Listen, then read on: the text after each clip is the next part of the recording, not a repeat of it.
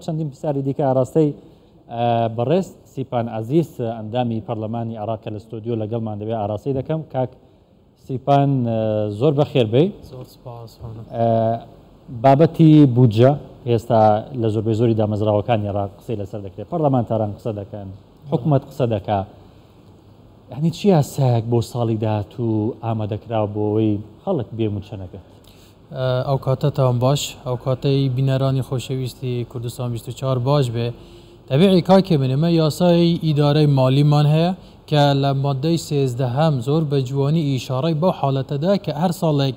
موازنە پەسەند نەکرێت چۆن ئیدارەی مالی بکرێت بە تایبەتی پرسی خەرجیاتە بەردەوامەکان و تەشغیلیەکان کە خۆی لە ڕەواتب و هەندێک لە خەرجیاتی بەگەرخستن دەبێنێتەوە. بڕیاری لەسەر دەراوە مەوزوعەکە وازەحە بەلای منەوە. باشە، ئەی بۆ ساڵی داهاتوو ینی هەر بەو شێوە بەردەوام دەبێت، یعنی قسە هەیە کە بەردەوام بێت؟ من پێم وایە بەڵێ بەردەوام بە چی دەبەستێت؟ بە مادەی 13 لە یاسای ئیدارەی مالی ژمارە 6 ساڵی 2019 ئەو یاسایە کە ئەو مادەیە باس لەوە دەکات کە هەر ساڵێک گەشتینە 31/12 واتە 31 کانونی دووەم ئەگەر موازنەی ساڵی داهاتوو پەسەند نەکرا ئەوە دەبێت سەرۆک وەزیران فەرمانێک دەربکە، ئێعمامێک دەربکات، گشتاندنێک ساڵی ڕابردوو دەبەستیان پێش خۆی پێش بە ئاخرین بودجە دەبەستێ کە هەیە، ئاخرین بودجە کە هەیە. بۆ نمونە ئێمە لە ساڵی 2021 بودجەمان هەبوو، بەڵام 22 بودجەمان نەبوو. دەبێت لە مانگی 1/2020 کە کرایە 22 سەرۆکی وەزیران گشتاندنێک دەردەکات، دەڵێ کار بە 1/12 موازنەی ساڵی ڕابردوو دەکەیت. باشە، موازنەی ڕابردوو. ئێستا مستەفا کازمی کار بەڕێکەدا دەتوانێت ئەو بڕیارە بدات؟ بەڵێ حکوومەتی مستەفا کازمی حکوومەتی تەسریف ئەعمالی یەومیە. ئەو مادەی 13 هەر تەسریفی ئەعمالی یەومیە، یعنی کارێکە کە جێگیرە بەردەوامە. مادام لە ساڵی 2021 کە هەر تەسریف ئەعمال بوو بە تایبەت دوای ئەو ماوە تەوقیتاتە دەستوریەکان کە حکوومەتی کازمی نەتوانرا حکوومەتی نوێ پێک بێنن و بووە حکوومەتی یعنی دەکرێت بڵێن کە هیچ مەترسێک لەسەر موچەی ساڵی داهاتوو یاخود بودجەی ئەو بودجەی کەدابی نەکرێت نییە. بە دیدی من بە خوێندنەوەی من نەخێر، وەک شارەزایەکی ئابووری من دەڵێم بۆ ساڵی 2023 ئەگەر هاتوو بودجە پەسەند نەکرا خەرجیاتە تەشغیلیەکان وەک ئەوەی لە مادەی 13دا ئیشارەی پێکراوە کە خۆی لە موچەکان لە دانەوەی قەرزەکان. باشە کاک سیپان، ئەوە لە بەرژەوەندی چییە؟ لە بەرژەوەندی هاوڵاتی یاخود لە بەرژەوەندی حکوومەت ئەگەر بێت و بە هەمان بودجەی ڕابردوو پێشخۆی پرۆسەکە بڕێ ئەو مۆزوعە زۆر هەڵدەگرێت. ئەگە دەرفەتێکی باش هەبێ بۆ کەمێک درێژتر ئەوەی شەڕح بکەین. بەر لە هەموو شتێک ئەو بودجەیەکە هەیە ساڵی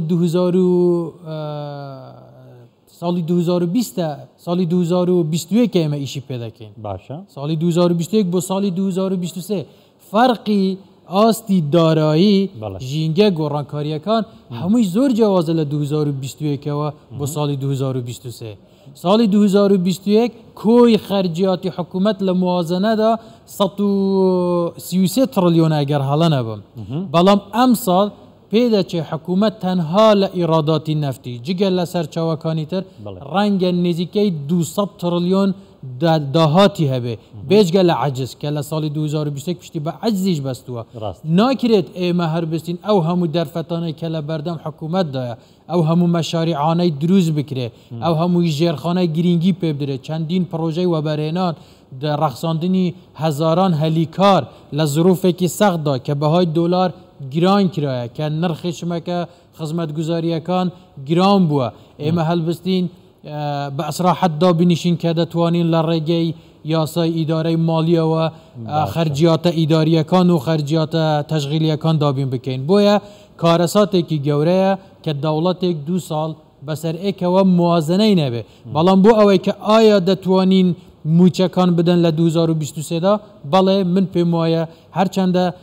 یاساکان وەکو لاستیق زۆر جار بەکار دێنن تەفسیراتی جیاوازی بۆ دەکرێت، بەڵام خۆم کە شارەزایەکی ئابووریم چەند جارێک ئەو مادەیەم خوێندۆتەوە بەڵگەچمەیە کە بۆ نمونە لە ساڵی 2019 ئێمە موازنەمان هەبوو،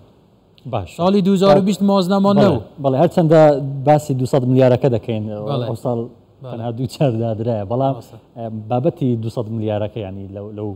لە ساڵی داهات و چی بەسەرداد ئایا هیچ دەنگۆیەکەی هیچ قسەیەکەی محکمەی ئتحادی فترەیەک ماوەیەکی کەم پێش ئێستا تانەیەکی لەبارەی 200 میلیارەکە ڕەفز کردەوە کە دەڵێ نەخێر ناردنی 200 میلیارەکە نادەستوری و نایاسایی نییە واتە دەبێ حکوومەت بەردەوام بێ لەسەر ناردنی کەواتە هەموو ئەو بەندانە و مادانە و مەبلەغانەی کە حکوومەت لە ساڵی 2021 دادەیدا لە ساڵی 2022 دادەیدا لە ساڵی 2023 دا دەبێت بیدات جا 200 میلیارەکەی ماوەتەوە یانەوە تێ ئەگەر وەکو قەرز ئێمە قسە بکەین لە ساڵی 2005ەوە تاکو ئێستا بە 100 میلیارد دلار حکوومەتی فدرالی قەرزاری حکوومەتی هەرێمە ئەوانەی شارەزان دەزانن کە لە هەر وەزارەتێک لە هەر مادەیەک لە هەر خەرجیاتێکی سیادی حاکمی نازانم لە زمنی موازنە لە زمنی ئەو پارەی کە حتا نێردراوەش لە ئەو خەرجانەی کە مشتەرەکن بە چەندین شێواز حکوومەتی عێراق قەرزێکی زۆر زۆری لەسەرکەوتووە لە بەرامبەر هەرێمی کوردستان لە پاشەکەوتی موچەی فەرمانبەران لە پارەی بەڵێندەران هۆکاری هەموو ئەو قەرزانێک کە حکوومەتی هەرێمی کوردستان هەیەتی نەهناردنی بودجێ لە عێراقەوە و هەروەها هۆکاری دروست نەکردنی سەدان مەشروع و هزار مەشروعش کە مافی هەرێمی کوردستان بوو لە قەرزە گشتی لە قەرزە دەرەکیەکان لە دەیان جۆرە داهات و خەرجات کە عێراق کردوێتی پشکی هەرێمی کوردستان نەدا و دەتوانین وەکو قەرز لەسەر حکوومەت ئەو ئاڵۆزێک ئێستا لە عێراقێ ینی بەردەوام بوونی عێراق دەگەێنێتە لێواری چی ینی دەگەێنێتە چ کەنارێک ئالۆزیەکان ڕۆژ بە ڕۆژ بۆ قۆناغێکی نوێتر دەچن ینی وەعزەکە زۆر بە سەریع پێش دەچێت ڕۆژ بە ڕۆژ داواکاریەکان دەگۆڕێن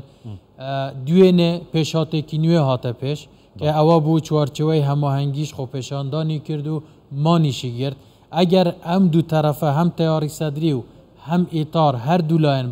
بەردەوام بن لەسەر مانگرتن ڕەنگە لە ڕۆژانی داهاتوو پێکدادان لە نێوان لایەنگیران دروست بکە ڕەنگە دواتر پێکدادان لە نێوان هێزە چەکدارەکانیان دروست بکە ڕەنگە کە بەداخەوە ڕەنگە بگاتە ئاستی شەڕی نێوخۆیشان شەڕی شیعی بۆیە بە هیچ جۆرێک درێژە کێشانی ئەو بارودۆخە باش نییە باشترین بژاردەش ئەوەیە لەسەر سەرجەملایەنەکان گفتوگۆ بکەن